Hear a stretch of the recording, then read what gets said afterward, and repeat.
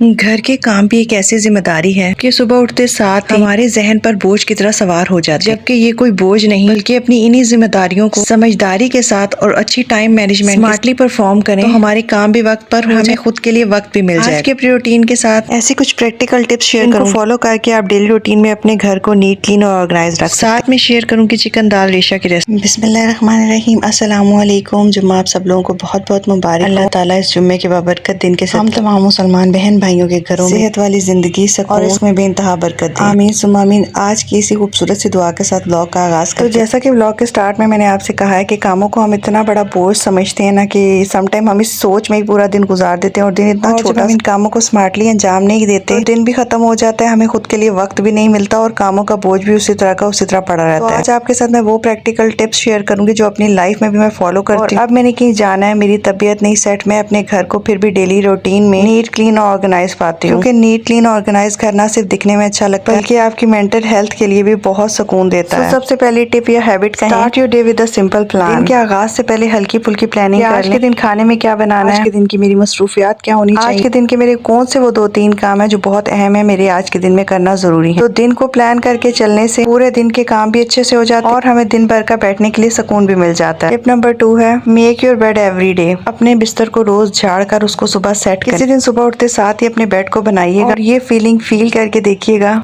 कि आपका कमरा सिर्फ एक बेडशीट सेट करने बिल्कुल नीट क्लीन ऑर्गेनाइज और पुरसुकून लगने लग जाता है। घर को रोज डीप क्लीन करने की जरूरत नहीं होती बल्कि हर काम को उसके तरीके से करने की जरूरत होती है। टिप नंबर 3 है जो हमें से बहुत कम लोग करते हैं, गिव एवरीथिंग अ प्लेस। घर छोटा हो या बड़ा इससे फर्क नहीं पड़ता बल्कि घर में हर चीज अपनी एक स्पेसिफिक जगह पे रखना जरूरी है। जब हर चीज की आप एक मखसूस जगह बना देंगे तो सफाई करते हुए आपका जहन भी इस चीज से क्लियर फौरन आप उस चीज को उठाकर जगह पर रख देंगे और इससे आपका घर मैस फ्री हो जाएगा। टिप नंबर 4 इसी से रिलेटेड है, कंट्रोल योर क्लटर। हम खवातीन को बहुत ज्यादा आदत होती है कोई नया बर्तन ले आए, बर्तन को निकाल के अलमारी में सजा दें, लेकिन उनके डब्बों को संभाल के रख लेते हैं कि शायद कभी जरूरत पड़ जाए। वो शायद और वो कभी कभी नहीं आता और घर में क्लटर बढ़ता जाता है। इस तरह खुद अपने दिमाग को बोझ में डालने से बेहतर है आप जब कोई चीज लाए हैं उसकी कोई जगह अपने घर में बना रहे हैं। पहली तो बात है चीज तभी लाएं जब आपको जरूरत हो। बिला वजह पैसों का ज़िया घर में चीजों को जमा करना अच्छी आदत नहीं बल्कि सलीका तो उन लोगों में भी होता है जिनके घर छोटे होते हैं लेकिन साफ सुथरे और ऑर्गेनाइज होते हैं। जब भी कोई इस तरह की चीज लाएं उसके बॉक्सेस को उसी टाइम जो है ना फेंक दें, उनको जमा करके मत रखें, अपने लिए क्लटर जमा मत करें। टिप नंबर 5 सबसे अच्छी और बेहतरीन आदत, क्लीन योर किचन। किचन हम खवातीन के घर का वो हिस्सा होता है जहाँ ज्यादातर दिन का वक्त हम गुजारते हैं। अपने लिए खुद आसानी पैदा किया और हर खाना बनाने के बाद या खाना खाने के बाद उन बर्तनों को उसी टाइम धो दिया, किचन काउंटर को क्लियर कर दिया करें। चूल्हे पे कोई भी स्पिलेज है तो उसको उसी टाइम वाइप आउट किया, कोशिश किया करें हर वक्त अपने किचन को क्लीन रखें। सफाई रखने से आपके घर में बरकत भी ज्यादा होती है क्योंकि सफाई निस्फ ईमान है।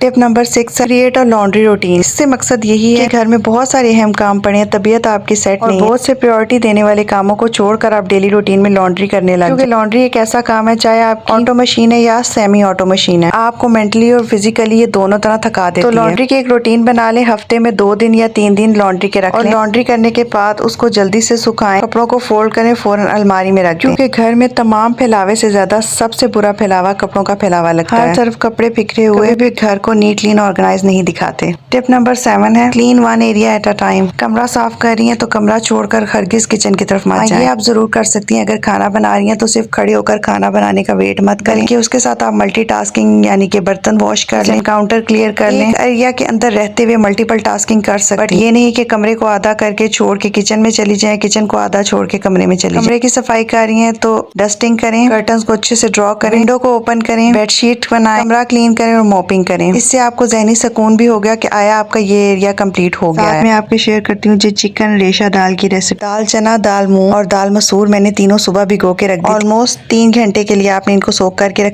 इससे ये टेंडर बहुत अच्छे तरीके से होती हैं। 3 घंटों के बाद दाल से डबल पानी आपने ऐड करना है, नमक, मिर्च, हल्दी, लहसुन अदरक का पेस्ट और एक मीडियम साइज प्याज डाल के आपने ऑलमोस्ट 45 से 1 आवर के लिए प्रेशर को हल्की आंच पर रख देना है। 1 घंटे के बाद आप जब कुकर खोलेंगे तो दाल में स्टिल पानी होगा। दाल में थोड़ा सा घोटा लगाएं, इससे दाल जल्दी मिक्स हो जाती है और बिल्कुल हलीम जैसी हो जाती है। साथ में अगर बॉयल चिकन है आपके पास तो अच्छा है, अगर बॉयल नहीं भी है तो आप दूसरा चिकन भी यूज कर सकते हैं। मेरे पास बॉयल चिकन था, उसको मैंने श्रेड करके ऑयल में थोड़ा सा लहसुन अदरक का पेस्ट, थोड़ी कश्मीरी लाल मिर्च, हल्दी और हल्का सा नमक डाल ऑयल के अंदर फ्राई कर लिया। और जब दाल का प्रेशर बंद करें तो उससे पहले चिकन क्यूब का इस्तेमाल भी अगर है तो आप कर सकते हैं, वरना जरूरी नहीं। जब ये चिकन फ्राई हो जाए तो इसको दाल के अंदर डाल के अच्छे से मिक्स करें और तड़का तैयार करें। तड़के में ऑयल, रेड मोटी गोल वाली मिर्चें, जीरा, हल्दी और लाल मिर्च डालें और जबरदस्त सा तड़का दाल के ऊपर लगा। चाहे तो दाल को चावल और सैलेड के साथ सर्व करें या तो पराठे के साथ एंजॉय करें। बहुत मजे की दाल बनती है। ये रेसिपी लाजमी फॉलो कीजिएगा और मुझे बताइएगा ये बिल्कुल हलीम जैसी दाल बनी जस्ट 1 घंटे में। Now coming back towards the topic, tip number 8 है डी क्लटर रेगुलरली। अच्छा, ये वाला जो डी क्लटर है ना, ये वो डी क्लटर है जो डेली रूटीन में आपकी दराजों की अलमारी में और आपके शू रैक में हो जाता है। ये क्लटर बढ़ ना जाए इसी वजह से हर चीज को एक स्पेस दें। कपड़े अगर इस्तेमाल किए और वापस हैंग करने हैं तो पहले उनको धूप लगवाएं और फिर हैंग करें। जा रहे हैं रैक से जूते उठाएं, वापस आकर 1 मिनट लगता है जूतों को वापस रैक में रखें। जा रहे हैं बालों के लिए कुछ एक्सेसरीज यूज किए हैं तो वापस आकर उनको अपनी जगह पर रखें। इससे आपका घर क्लटर फ्री रहेगा। घर को तो साफ रख लें, लेकिन जिन चीजों से सफाई चीजों का भी ऑर्गेनाइज होना बहुत जरूरी है। नंबर 9 है